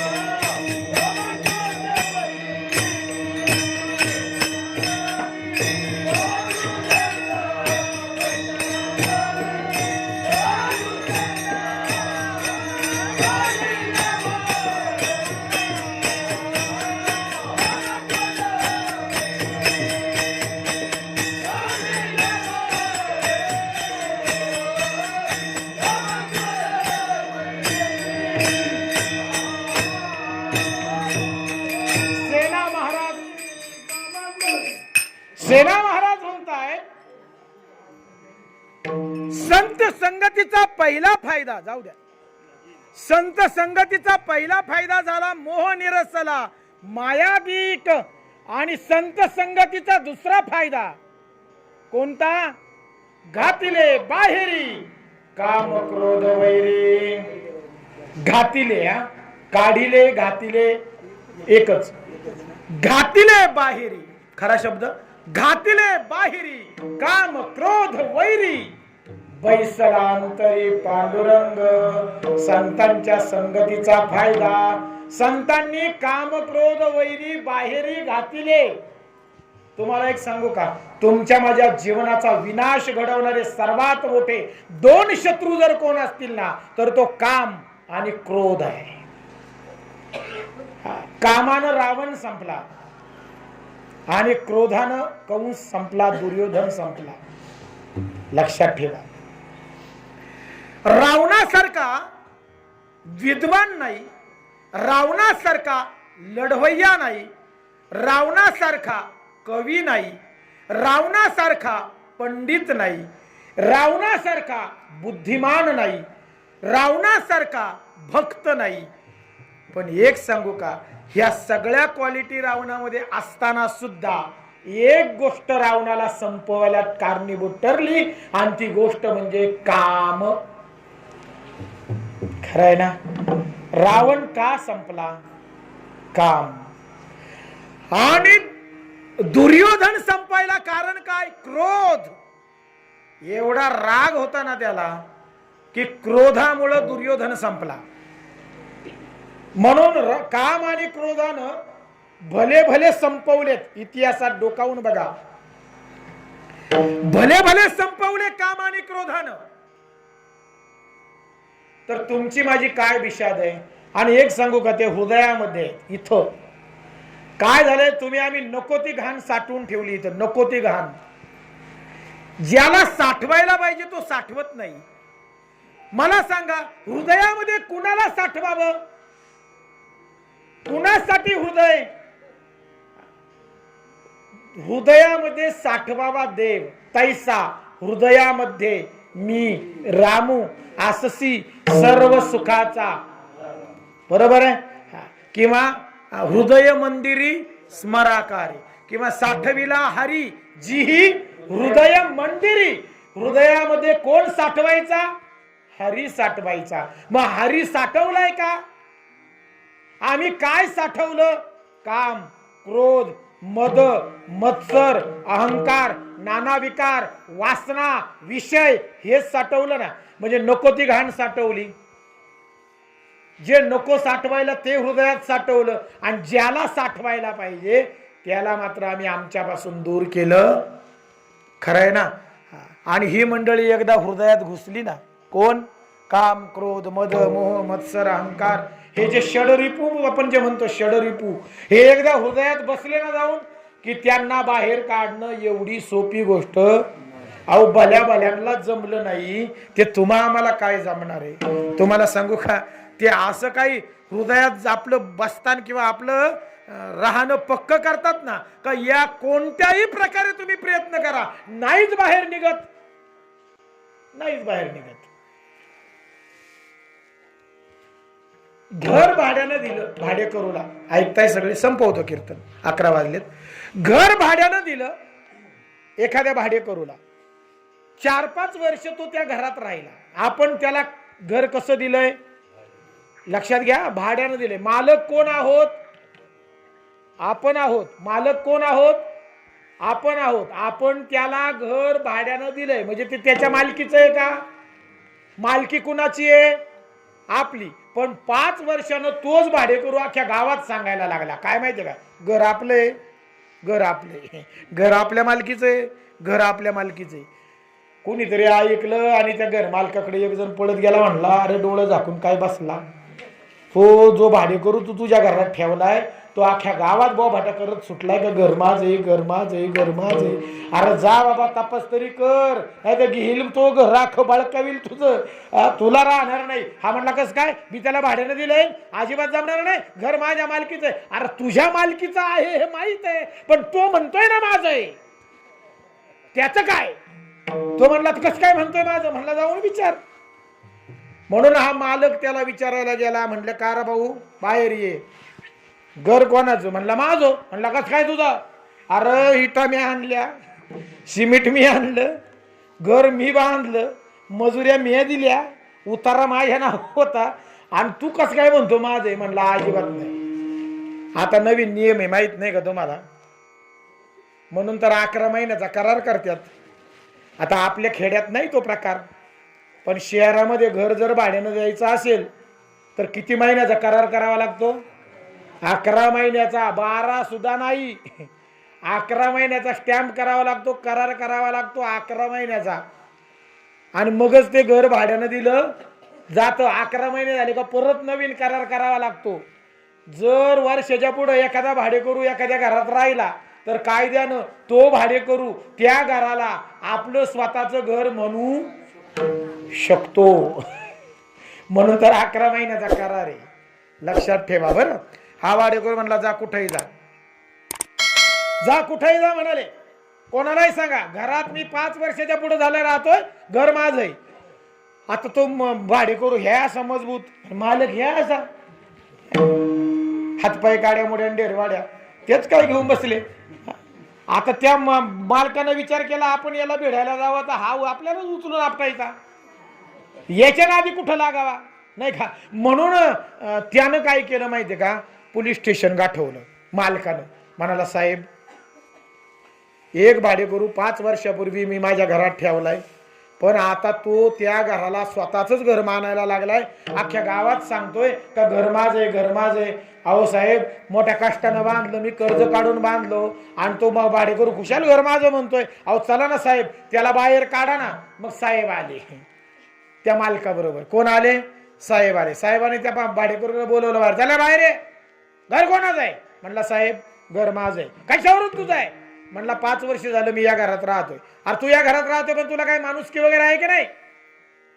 कोणी खर्च केला या घराला? कोण आहे मालक? अख्खं गाव साक्ष देत आहे की या माणसाचं घर आहे आणि तू त्या घरावर कब्जा करून बसलाय. चल बाहेर निघ. तो म्हणला साहेब निघणार नाही. बाहेर निघावं लागेल. नाही निघणार. अरे निघावं लागेल तुला. नाही निघणार. नाही निघणार म्हणल्यावर साहेबांनी सांगितलं हवालदार धरा त्याला आणि काढा बाहेर. मग ते हवालदार आतमध्ये गेले. त्या भाडेकरूचं सगळं सामान बाहेर फेकलं आणि त्याच्या 2 हाताला दोघांनी धरलं आणि त्याला घातिले. कळलं का नाही? घातिले बाहेर. तस काम क्रोध या घरात बसलेत. कळलं का? कोणत्या घरात? या घरात बसलेत आणि ते बाहेर निघायला तयार नाही. म्हणून आपण कोणत्या साहेबांकडे गेलो? संत रूपी साहेबांकडे गेलो. साहेब ते काम क्रोध जे आहेत ना त्यांनी इथं आपला कब्जा जमवलाय, ते काय बाहेर निघत नाही. माझ्याच्यानं ते बाहेर निघायला तयार नाही. साहेब तुम्ही चला आणि त्यांना बाहेर काढा. मग संत रूपी साहेब आले आणि त्यांनी कामक्रोधांना बाहेर घातिले.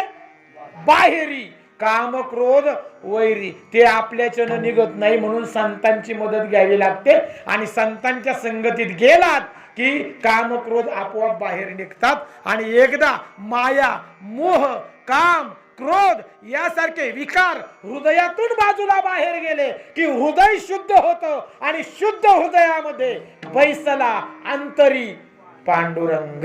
आणि मग हृदयामध्ये पांडुरंग दिसतो, पांडुरंग वसतो, पांडुरंग राहतो.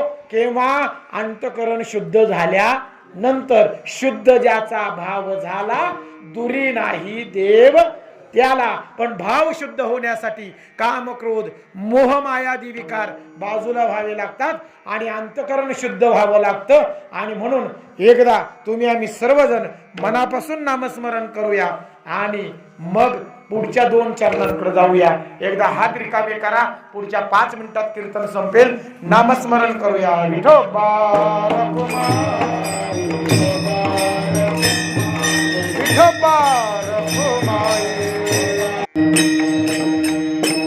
संत संगतीने थोर लाभ झाला, मोह निरसला मायाधिक. घातले बाहेरी काम क्रोध वैरी, वैशलांतरी पांडुरंग. 2 चरण संपले आणि संत संगतीचे 2 फायदे आम्हाला कळले, 3 फायदे कळले. एक, संत संगतीने थोर लाभ झाला. कोणता? मोह निरसला मायाधिक, मोह संपला माया संपली. दुसरा फायदा, घातिले बाहेरी काम क्रोध वैरी. आणि तिसरा आणि सगळ्यात मोठा फायदा, बैसला अंतरी पांडुरंग. संत संगतीचे हे 3 फायदे तुम्हा आम्हाला झाले. हे 3 फायदे तुम्हा आम्हाला समजले. सेना महाराजांना विचारलं, का हो सेना महाराज, केवळ काम क्रोध वैरी बाहेर गेले आणि मोहमाया निरसले आणि बैसला अंतरी पांडुरंग, एवढेच फायदे झाले का, की याच्यापेक्षा अनेक फायदा? सेना महाराज म्हणाले, हो, याच्यापेक्षा वेगळा फायदा. तुझी याचा वारा लागो नेदी अंगा, ऐसे पांडुरंगा पळवाले. दुजियाचा वारा सुद्धा लागू देत नाही. एकदा अंतकरणामध्ये पांडुरंग बैसला, बैसला अंतरी पांडुरंग, एकदा अंतकरणामध्ये पांडुरंग बसला, एकदा परमार्थ भक्ती साध्य झाली की मग त्याला पुन्हा संसाराचा वाराही लागू देत नाही. दुजियाचा म्हणजे संसाराचा, दुजा म्हणजे संसार. संसार आपला की परका? परका. संसार आपला कधीच होत नाही, आपला मालकीचा नाही. संसार आपला नाही हे मगाशीच तुम्हाला मी सांगितलंय. म्हणून संसाराला दुजा म्हणतात. दुजा, हा दुजा आहे तो, परका आहे परका. दुजियाचा वारा लागो नेदी अंगा, संतांच्या संगतीत गेलं की ते पुन्हा संसाराचा वाराही लागू देत नाहीत. हा सगळ्यात मोठा फायदा संत संगतीचा होतो. परमेश्वराची प्राप्ती होते, कामक्रोध मोहमायादी विकार नष्ट होतात, परमेश्वराची प्राप्ती होते आणि संसाराचा वाराही लागू देत नाहीत. अशा पद्धतीचे फायदे संत संगतीमुळे होतात. सेना महाराजांना विचारलं, महाराज तुम्ही संतांची संगती केली आहे का? सेना महाराज म्हणाले, मी संतांची संगती केली आणि मी जे काही तुम्हाला सांगत आहे ते सगळं अनुभवाचं सांगत आहे. कारण संत कधीही बडबड करत नाहीत. संत हे अनुभवाचंच बोलतात. अनुभव आले अंगा ते या जगा देतसे. जो अनुभव आला तोच संतांनी जगासमोर मांडला. संत कधीच बडबड करत नाही. आणि म्हणून सेना महाराज सुद्धा म्हणतायत, मला स्वतःला अनुभव आला, मी स्वतः संतांची संगती केली. माझा काम क्रोध मोह माया बाजूला करण्याचं काम संतांच्या संगतीमुळे घडलं. मला भगवत प्राप्ती झाली, मला परमेश्वराची प्राप्ती झाली. हे केवळ संतांच्या संगतीमुळे घडलं. माझा संसार सुटला आणि माझा परमार्थ साध्य झाला. हे केवळ संतांमुळे घडलं. एक सर्वसाधारण व्यवसाय करणारा मी सेना, न्हाव्याचा व्यवसाय करणारा, केस कापायचं काम करणारा एक साधा न्हावी माणूस. पण एक सांगू, संतांची संगती मला मिळाली आणि सेना न्हाव्याचा सेना महाराज झाला. संत श्रेष्ठ सेना महाराज झाले. ही साधी गोष्ट नाही. हे परिवर्तन सेना न्हाव्यापासून सेना महाराजापर्यंत हे काही जो परिवर्तन आहे, हा जो काही बदल आहे, तो केवळ आणि केवळ संतांमुळेच झाला. संतांनी सरता केला सेना न्हावी. अभंगाच्या शेवटच्या चरणामध्ये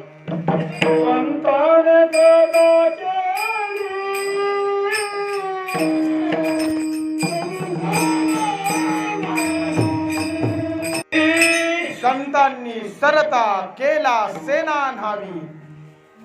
ब्रह्मादिका पाहे नातुडे जो. संतांनी सरता, संतांनी बदल केला सेना न्हाव्यामध्ये आणि सेना न्हाव्याचा सेना महाराज झाला.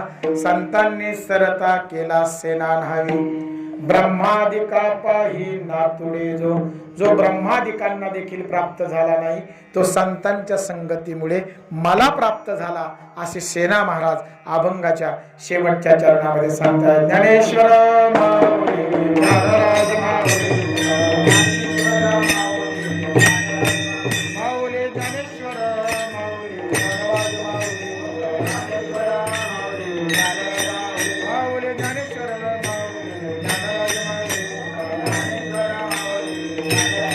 माऊली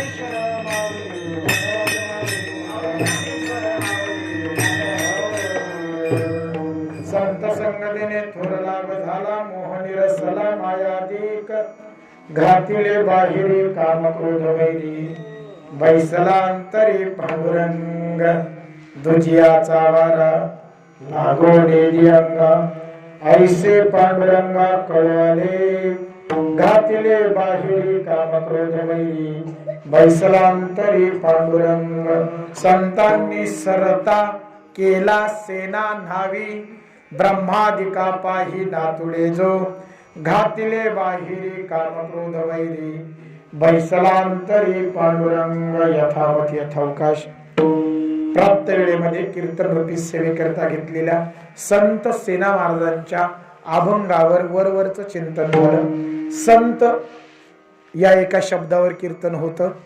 संतांची लक्षणं सांगता सांगता सुद्धा कीर्तन संपू शकतं. संत संगती या एका शब्दावर सुद्धा कीर्तन होऊ शकतं.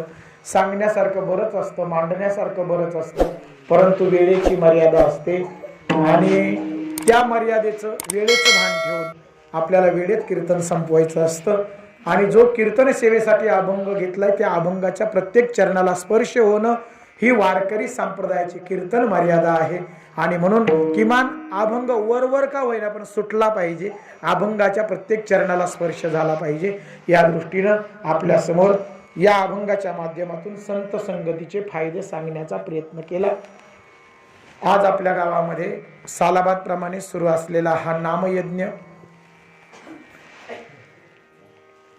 एक लहरे नाही का, हा बांगरवाडी किंवा आंबेकरवाडी दोन्ही मिळून असलेला हा सप्ताह मध्यंतरी कोरोनाच्या काळामध्ये मला वाटतं थोडासा गॅप पडलाय, परंतु पुन्हा एकदा यावर्षी कोरोनानं पाठ फिरवली आणि सगळीकडे सप्ताह सुरू झाले. त्या योगे आपल्याही गावामध्ये सालाबाद प्रमाणे हा हरिनाम यज्ञ या ठिकाणी आयोजित केला. आमचे मित्र आंबेकर सर आणि गावातील सर्व ग्रामस्थ सप्ताह कमिटी या सर्वांनी या सप्ताहाचं नियोजन केलं. मी सर्वांना या ठिकाणी धन्यवाद देईन, सर्वांचे आभार मानेन.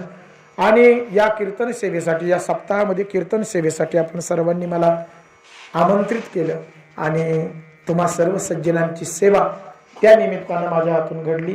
त्याबद्दल सर्व सप्ताह कमिटीचं, गावातील सर्व ग्रामस्थांचं, सर्वांचंच या ठिकाणी मी मनापासून आभार व्यक्त करतो, धन्यवाद व्यक्त करतो.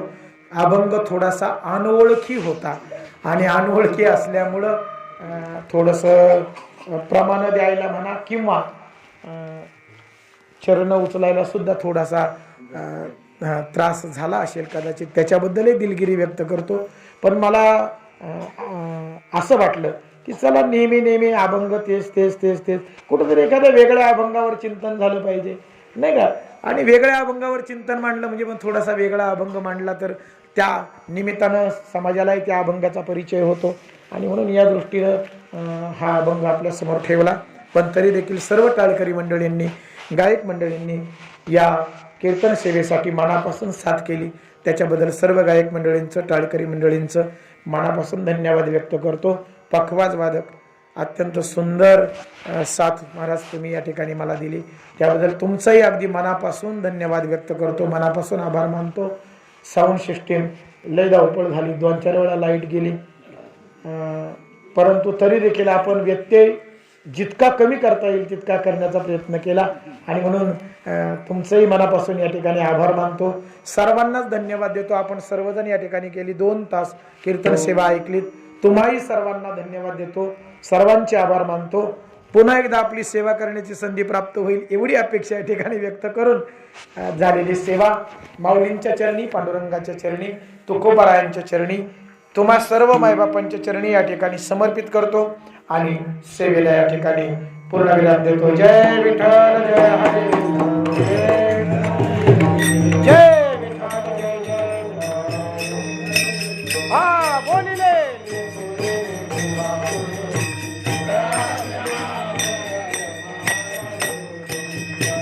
नाही उच्चारिला